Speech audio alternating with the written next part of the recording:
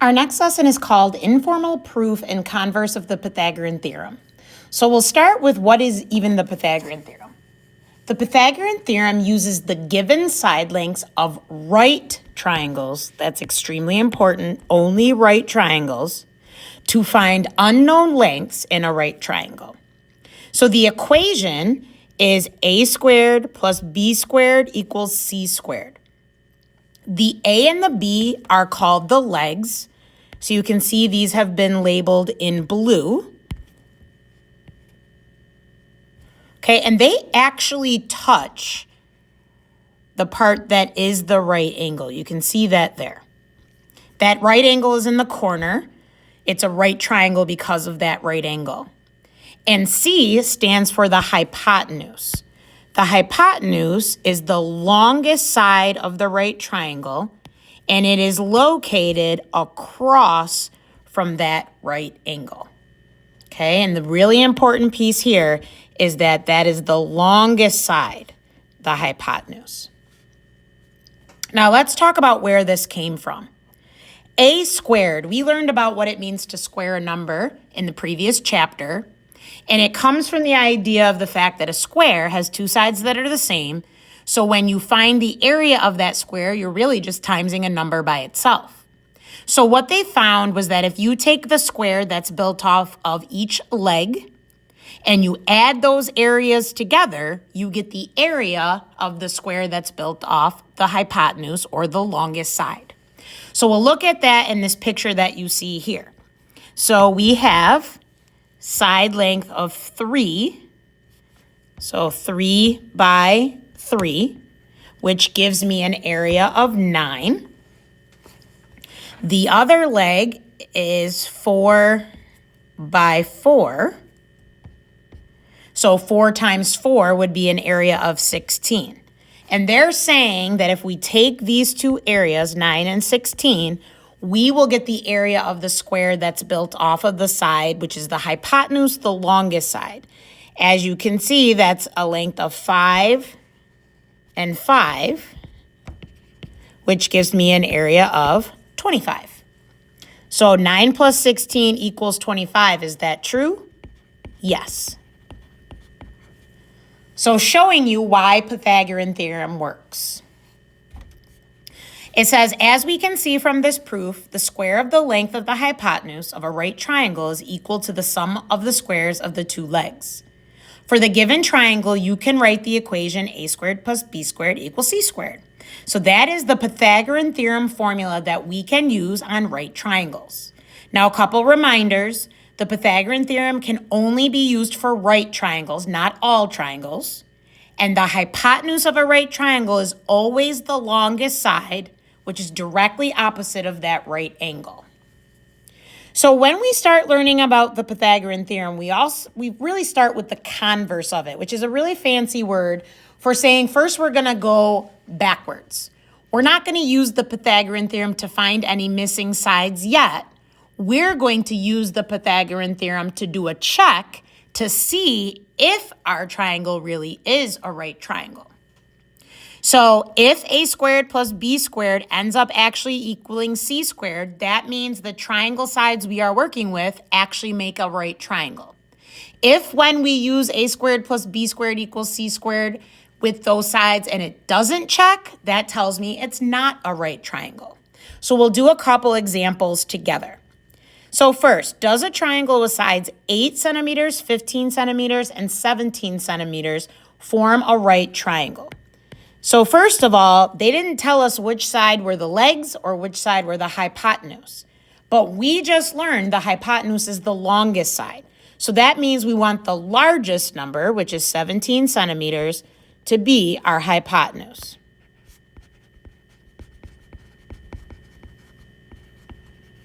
And that's because it's the longest side. So that's going to be our C value. The other values can be A or B. It doesn't matter which one is which. So we're going to use our formula, a squared plus b squared equals c squared, our Pythagorean theorem. We're going to plug in one leg for A as 8 and square it. We're going to plug in a leg of 15 for B and square it.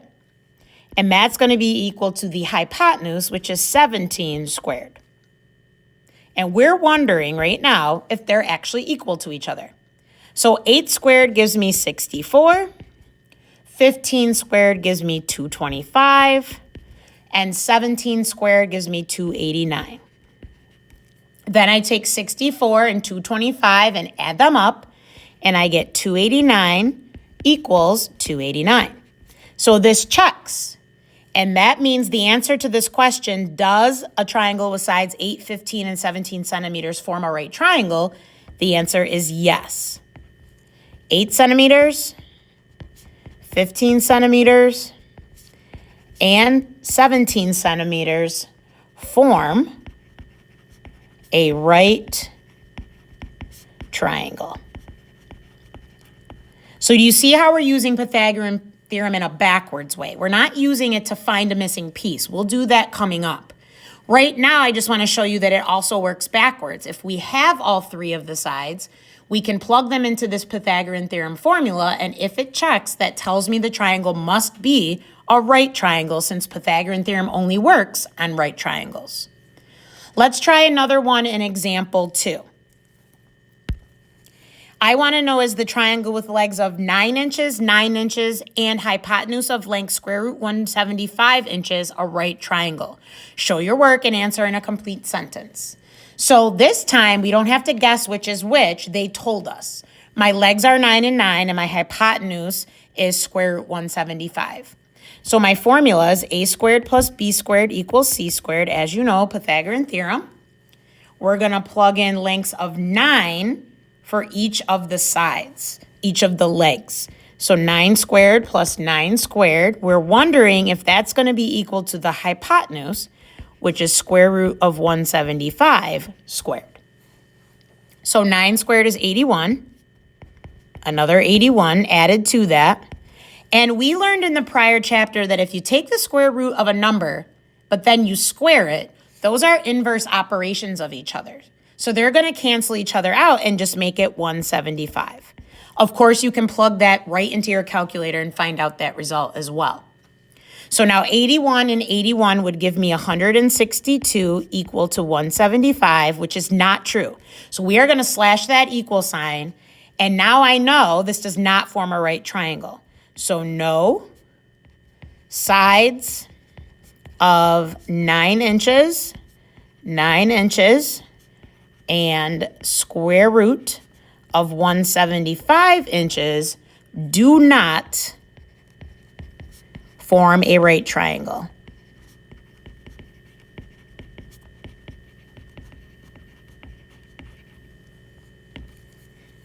Okay, at this time, I would like you to pause the video and try these two try it on your own questions by yourself.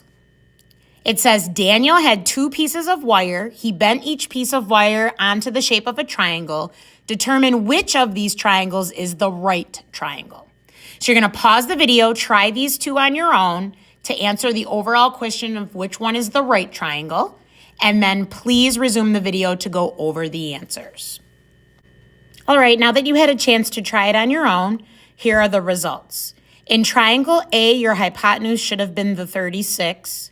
So 18 and 26 go in for A and B as the legs. When you simplify and do all of the math, you get 1,000 does not equal 1,296. So that would not be a right triangle.